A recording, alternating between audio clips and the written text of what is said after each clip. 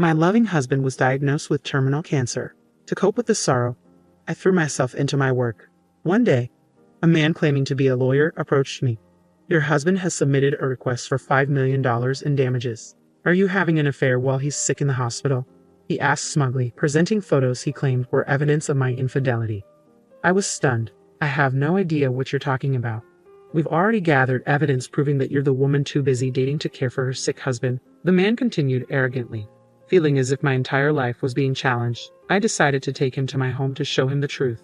Along the way, I discreetly signaled to a middle-aged neighbor. My name is Melissa, and I'm 27 years old. I currently run multiple web media platforms and make a living from it.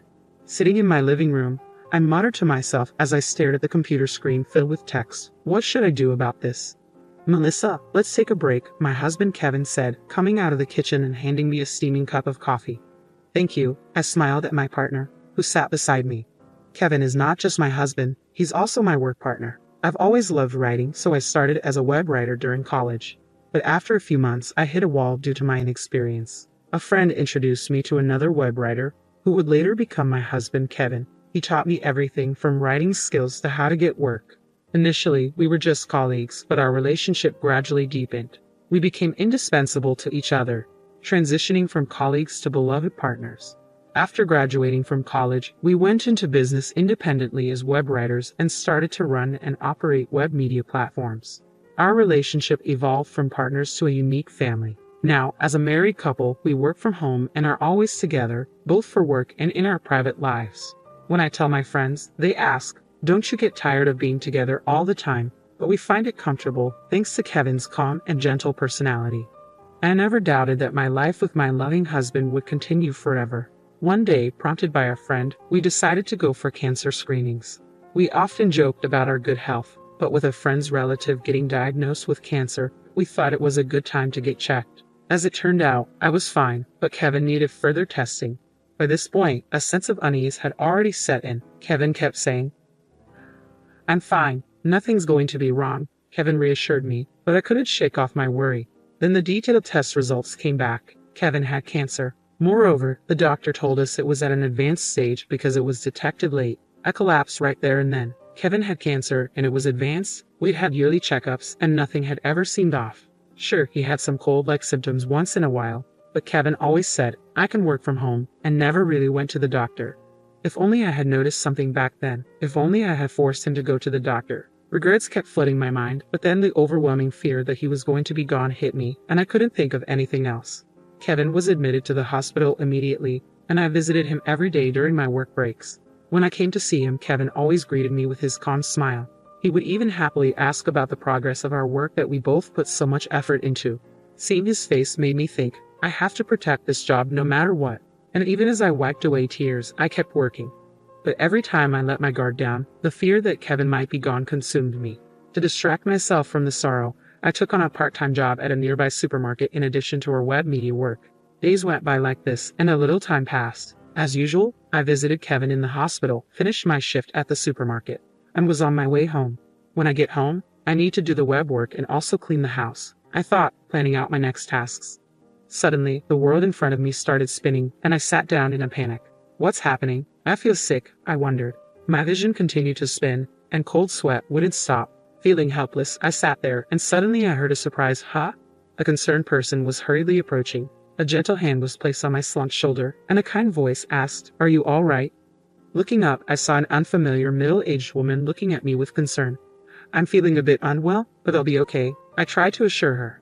I mumbled, trying to stand up despite my spinning vision, but the woman who caught me said, "Come this way." She almost dragged me along to some place. We arrived at a familiar suburban house. "Where is this?" I asked, gazing vaguely at the house. "This is my home.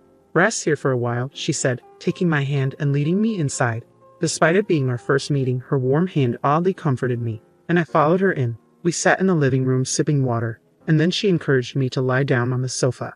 Even as I closed my eyes and took a deep breath, she wet a towel in cold water, wrung it out, and placed it on my forehead. She also covered me with a blanket. A little while later, my vision stabilized and my sweating stopped.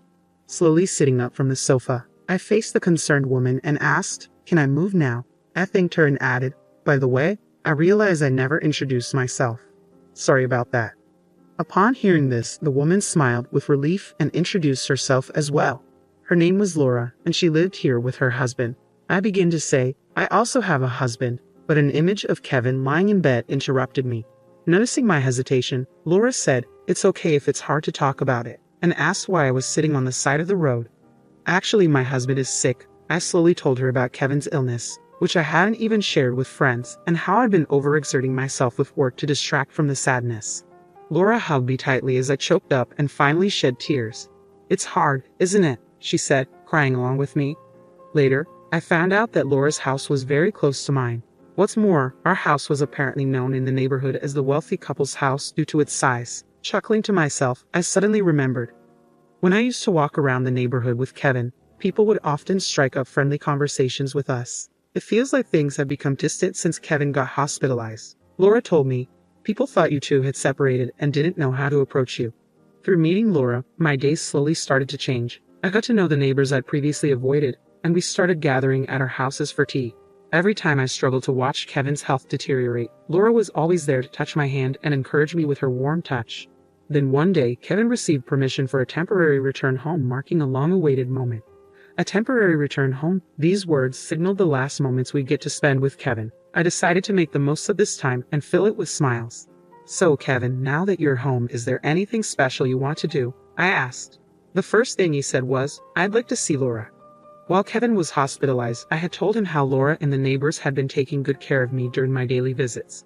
To fulfill Kevin's wish, I let Laura know we'd be stopping by on our way. A quick glance at Kevin revealed a certain resolve in his face as he stared straight ahead. We arrived at Laura's, who welcomed us with her ever-present warm smile. She took Kevin's hand and said, "You really are loved," her eyes meeting mine as she smiled. Feeling a bit embarrassed, I told Kevin, "Well, our eyes meeting," his face a mix of laughter and tears. During a break in the conversation, as I was about to head back to the living room from the restroom, I overheard Kevin's earnest voice from the other side of the door. I listened closely and realized he was talking about me.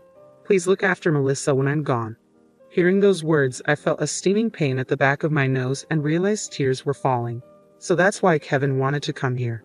Hearing Laura's gentle "of course," I couldn't stop my tears. Not much later, my husband Kevin drew his last breath. While I was prepared for it, the sense of loss hit me harder than I had imagined. Laura and our neighbors kept encouraging me during my grief. After some time had passed, a renewed sense of purpose pushed me to resume my career. I even continued my part-time job at the supermarket, thinking I needed to keep moving forward. Life went on just like that for about 2 years. One day, as I finished my shift at the supermarket and stretched my tired body, a voice came from behind. "Excuse me," startled, I turned around to see a serious-looking man wearing glasses. Did he lose his way? Without much thought, I asked, "Can I help you?" Clearing his throat, the man smiled softly and spoke, "I apologize for the sudden intrusion. I'm a lawyer. You're Melissa, correct? May I speak with you?" A lawyer? What could he possibly want with me? Though I was puzzled, I agreed to listen. "Sure. You see, your late husband Kevin has left you a settlement of $5 million. I was surprised when the man mentioned Kevin's name, and even more startling was the word settlement, almost causing me to drop the bag I was holding. "What? No, there must be some mistake. Ma'am, we have all the evidence. While your husband was in the hospital, you've been having an affair, haven't you?" The man smirked and pulled out his smartphone, showing me a photo. "What is this?" The photo showed a man and a woman, arms linked, walking away from the camera. I have to admit, the woman in the photo bore a slight resemblance to me, but it was definitely a case of mistaken identity. That's not me, and I don't know that man. Besides, my husband passed away 2 years ago. I laid out the facts and was about to walk away when the man suddenly raised his voice to stop me. "Lies about him being dead won't work. We already know you've been dating around while neglecting your sick husband." I was stunned. I remembered the days when I was rushing to Kevin's hospital every day and working nonstop. What could this guy possibly know about me? I wondered. Isn't it common sense for a real lawyer to offer a business card? Shouldn't he have notified me through documents or a phone call rather than meeting me in person? I shook my tired head and stared at the man. He wasn't going to back down. Realizing we wouldn't reach a conclusion, I decided it would be quicker to just show him. "Please come this way," I said, inviting the man into my home. In hindsight, it was a bold move, but I felt emotionally charged, like he was negating my entire life. As I walked home with the man, I crossed paths with Laura, who was holding a shopping bag. Laura looked surprised but understood something when I raised my palm. She acknowledged and returned the gesture. I opened the front door and ushered the man inside. Clearly thinking he'd successfully manipulated me, the man enthusiastically said, "Let's discuss the paperwork inside." Ignoring him, I led the way to a certain room. "Please come in," I said. It was a room with a memorial altar, pictures of a smiling Kevin from when he was healthy displayed on it. "Wait, he really is dead," the man said, his face pale. "My husband is no longer in this world, so your claim for compensation is simply impossible," I said, adding internally, he would never have done such a thing even if he were alive.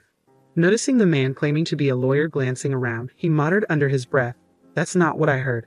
This can't be right." He then casually pulled out his mobile phone to check something. I subtly peeked at the screen from behind and saw a photo of a vibrant Kevin taken before his battle with illness. "What? What's the meaning of this?" I demanded, unnerved that this man had a photo of my loved one. The man started talking hastily, as if making an excuse. According to him, he had purchased information about me and Kevin, who were known as a wealthy couple in the neighborhood, from a man claiming to be an informant. His intention was to scam us. The information said the husband of the wealthy couple was in the hospital, and the wife was emotionally vulnerable. Moreover, the informant had tried to squeeze more money out of the man by feeding him a lie that your wife is cheating on you, even providing fake evidence photos to back up the claim. I had no idea he was dead. That guy tricked me. The irony of the scammer himself being scammed left me sighing in disbelief. Then the man, who had been mumbling to himself, stood up straight and looked at me with a creepy smile, saying, "Well, if I'm caught, I'm caught." A shiver ran down my spine, and I broke into a cold sweat. Just as the man took a step toward me, the sound of hurried footsteps came from the entrance, and a moment later, several officers burst in, shouting, "Police!" The tension I'd been unconsciously holding released, and I collapsed on the spot. Thank God they made it in time, I thought, recalling the moment when I crossed paths with Laura on the street a few minutes earlier. In reality, the hand I'd raised to Laura wasn't just a simple greeting. After Kevin's death, Laura had taught me the SOS hand signal, a raised palm with a clenched thumb, saying, "Even without words, you can say, 'Help me.'" Betting that the signal would get through, I used it. Probably understating my SOS, Laura must have called the police. Staring at Kevin's photo on the altar, I silently apologized in my heart. "I'm sorry for putting you in harm's way." In the photo, Kevin seemed to be smiling as if to say, "It can't be helped." The arrested man, upon questioning, turned out to have committed multiple frauds before and would likely serve a fairly long prison sentence. I also heard that the notorious informant had been caught. A few days later, when I visited Laura's place with a thank you gift, she scolded me, "You shouldn't let a suspicious man into your house." Laura had noticed my SOS and was going to intervene, but decided it was better to let the police handle it. Then she gently tapped me on the head as if to imprint her words. "Kevin asked me to look out for you, so please don't do anything dangerous from now on." At those words, tears welled up in my eyes. Ever since then, I've been living happy days, helped by Laura and the folks in the neighborhood. Today, I put my hands together in front of the photo of Kevin on the altar. "Even in a world without you, there are plenty of people who help me. You can rest easy," I whispered to myself. When I gently opened my eyes, there was a comforting smile in Kevin's photo that seemed to watch over me. Smiling back, I said, "All right, let's get to work today," and stood up with enthusiasm.